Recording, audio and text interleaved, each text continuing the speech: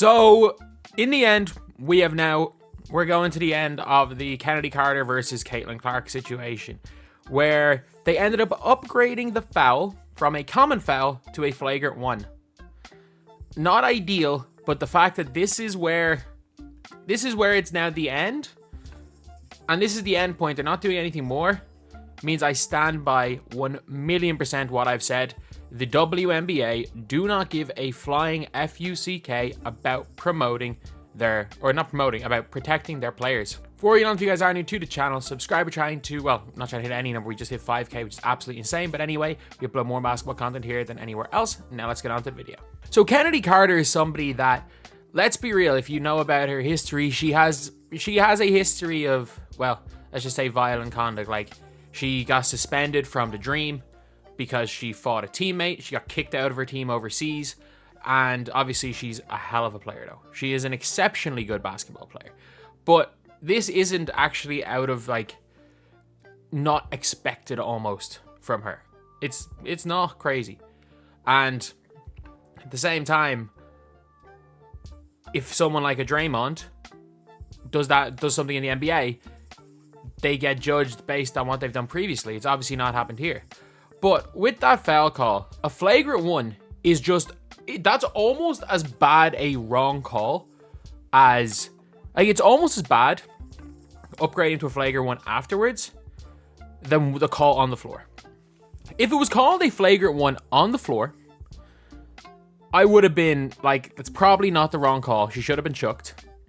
But it's not that bad a call. But how?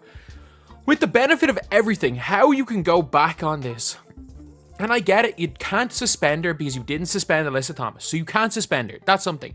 But at least make it a flagrant 2. Even based on every rule set of basketball, it's a flagrant 2.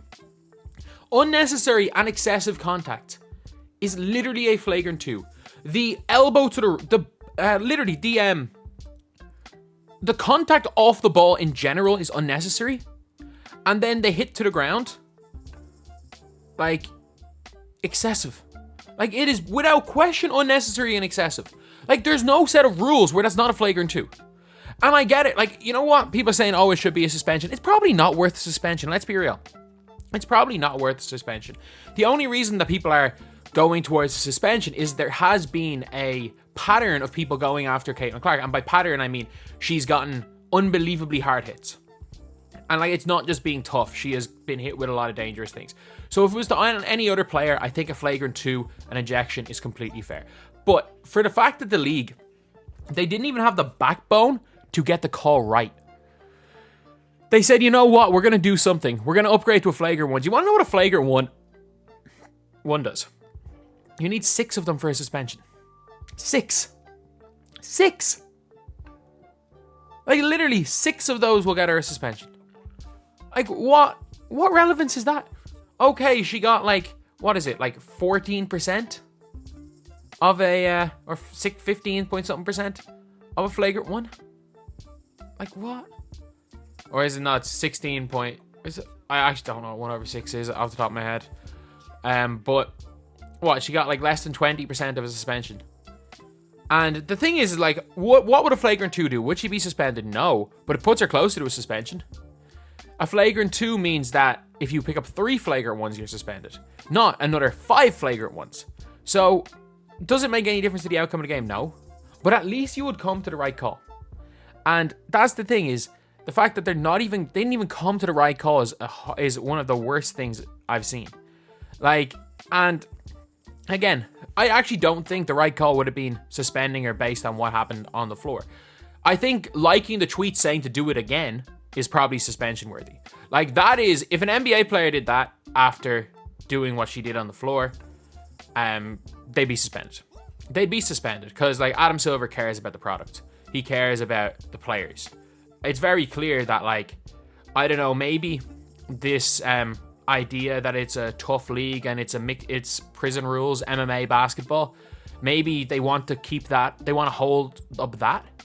Maybe, as I've said, maybe the WNBA don't care about their new viewers. Maybe they want to just keep, maybe they want to just keep not making money because, if they become self-sufficient, them NBA teams don't get the say on running the league. Heck, the New York Knicks voted to veto the Golden State team and the Toronto team because James Dolan just doesn't like the WNBA. Like, maybe if the WNBA becomes self-sufficient, they aren't as reliant on the NBA and they've got less control. Maybe this commissioner knows that and is like, oh, we want our league just to be a token gesture. We don't want this to be a serious basketball league. Maybe, who knows? And the fact is what I just spouted there is a almost certainly false conspiracy theory. The problem is that the decisions that have been made by the WNBA's higher-ups, you can't, like, it leaves scope to actually believe this type of stuff. Like, I said it as a joke at the start of the year that they were sabotaging their league, but it looks like they are. It genuinely looks like they are. And it is scary because how do you literally, you review a play, you make a change, and still come to the wrong conclusion? Like, if they went and upgraded to a flagrant 2, I actually don't, like, a suspension probably isn't necessary. But obviously, after everything that went on around it, around the situation, people were, like, asking for a suspension. And just looking at it in isolation, definitely not suspension worthy. But at the end of the day, if this was in the NBA, I think did Jokic get a suspension for... If Jokic got a suspension for the Marcus Morris thing, then there should have been a suspension there. But again, the NBA suspends people for anything. Like, Gobert kind of like... I'm pretty sure Gobert got a suspension for shoving Clay, but then getting put into a chokehold. Like, if the chokehold doesn't happen, I don't think anyone gets suspended. But a no suspension's fine. Not the end of the world. Not a bad thing. But to call it a flagrant 1, when by every single definition of technical fouls, especially because when you're assessing flagrants, you're supposed to look if there was an unsportsmanlike act before or after it. And yes, while I don't think calling someone a B word or staring somebody down and saying something to them in isolation are necessarily worth a technical or worth unsportsmanlike or anything, but they are without question unsportsmanlike acts. Because there's a difference between trash talk and screaming "you B word" and while you're winding up a cheap shot. It is. So without question, you could say there was a hostile act before and after the hit. So by every definition of the rules, this is a flagrant 2. Probably not a suspension. And you know what? Had they not, I don't think I would be making this video if they actually just made the right call. And that's literally what I said, because I thought it was a flagrant 1 on the floor. I said every single one of the calls were... Like, there was a bunch of calls, and I was like, it was just one less than they should have been. It was like, I would have said the one where she got shoved kind of, like, way after the clock should have been a flagrant 1. The one that I thought was a flagrant 1 was actually a common foul, should have been a flagrant 2. And an Angel Reese's one is just a common foul. The hip check and kind of swipe with her arm, knocking Caitlin Clark to the ground, that's just a common foul. That's not... It's a basketball play, it's a foul. Like, I think the reason why people are talking about that is because it happened in the same game, the celebration, and also the fact that, like, the refs didn't call it when they stared at it. I think that's the biggest thing. If the refs call the foul, put Clark on the line with 2 minutes to go, up 3, I don't think anyone says a word. But yeah, that's the end of it all. That is the end of it all. And in the most, like, common or most expected outcome, the WNBA do not protect their young players, and they want to protect their vets, especially a vet who has a history of this type of stuff. It doesn't make sense. It does not make sense. But to be fair, they set the precedent with Alyssa Thomas choke-slamming Angel Reese. Like, something that could have broken Angel Reese's neck. They've set the precedent there that you can put people in danger and not get suspended. So unfortunately they've now set the precedent that you can cheap shot somebody off the ball and it's not a flagrant 2. So if a ref calls flagrant 2 on a cheap shot off the ball in the WNBA, according to their higher-ups rules, it's the wrong thing to do. The WNBA's rules, based on this is the WNBA, based on their review system, that is a not perfectly fine basketball play, but an acceptable basketball play. Because the flagrant 1 foul is for, like, when somebody foul someone and hits them a little bit too hard. When, like, you've seen it in the NBA, when somebody tries to hard foul and they don't intend to do it, it's just a hard foul, or they hit someone, they happen to go above their head.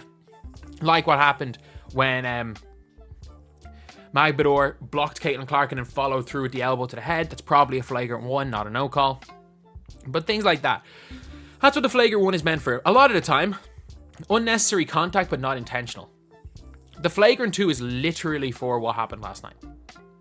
That is what the flagrant 2 is there for. But yet, the WNBA officials have looked back on it and ruled it as a flagrant 1. So, according to them, that is perfectly acceptable for a player to do that and remain on the floor. So, referees, unless you see somebody almost break somebody's neck, don't throw them out of a WNBA game. You might as well, instead of calling this the WNBA, it's the WMMA.